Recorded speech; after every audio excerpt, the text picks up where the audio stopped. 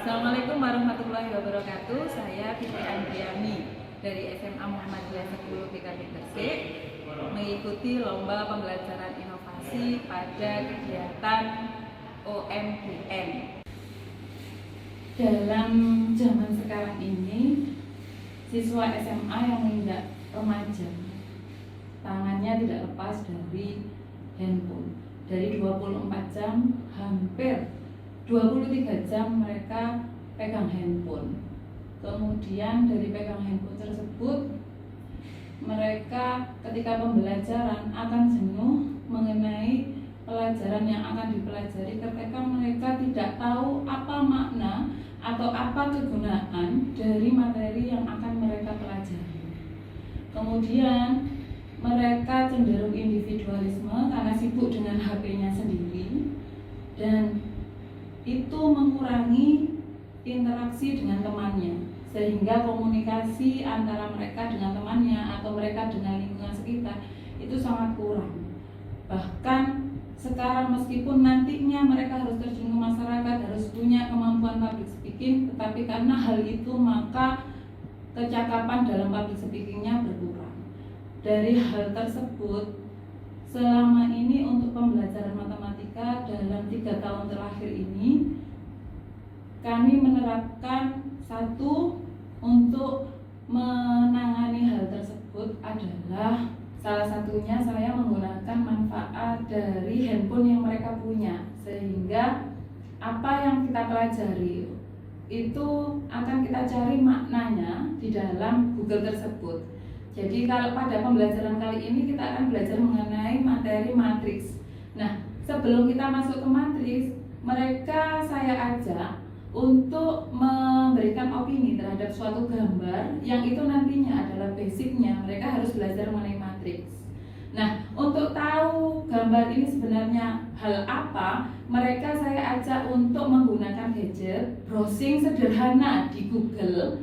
Jadi mereka akan tahu manfaatnya gambar di atas. Kemudian salah satu yang utama yang ingin saya ambil secara tersirat ke anak-anak adalah histori anak-anak di Google akan nyantum materi mengenai matriks, sehingga kita menambah list hal positif di dalam histori mereka.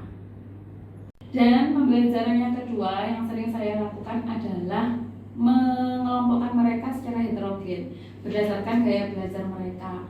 Jadi kita kan tahu bahwa gaya belajar itu ada 3 hal, yaitu mengenai audiovisual, mengenai visual, dan tentang kinestetik.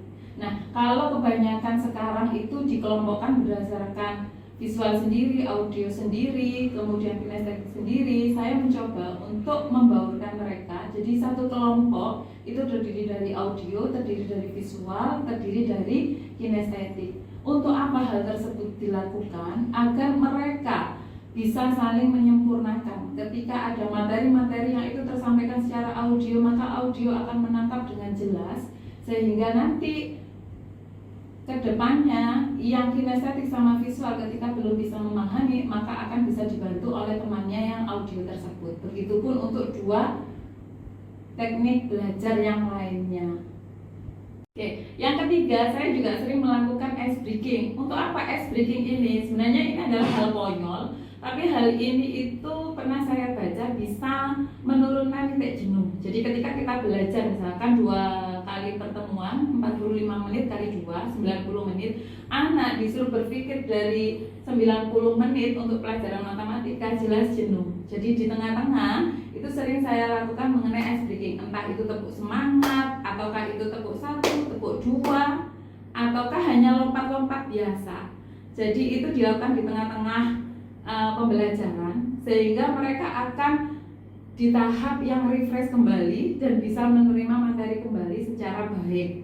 Jadi selama pertemuan untuk pelajaran matematika, atau mungkin bisa dipakai di pelajaran lain nanti kalau dirasa efektif, itu adalah hal yang bisa meningkatkan kemampuan daya tampung otak mereka.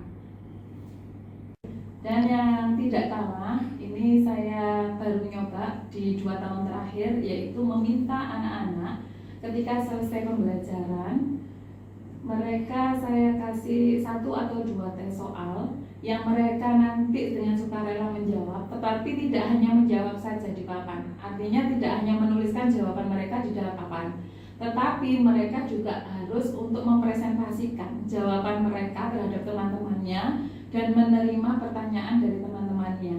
Kenapa kok mereka saya minta untuk mempresentasikan? Karena dengan mereka mempresentasikan, setidaknya mereka sudah menambah atau menebalkan kemampuan atau pemahaman mereka terhadap materi tersebut.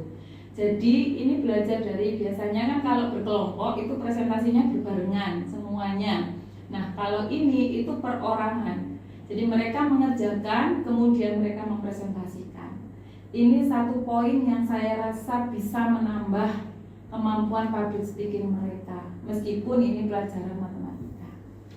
Assalamualaikum warahmatullahi wabarakatuh. Sebagai rekan sejawat Ustazah Fitri, saya Bu Rusya Rifaini yang mengikuti lesson study ketika proses pembelajaran yang dilakukan oleh Bu Fitri.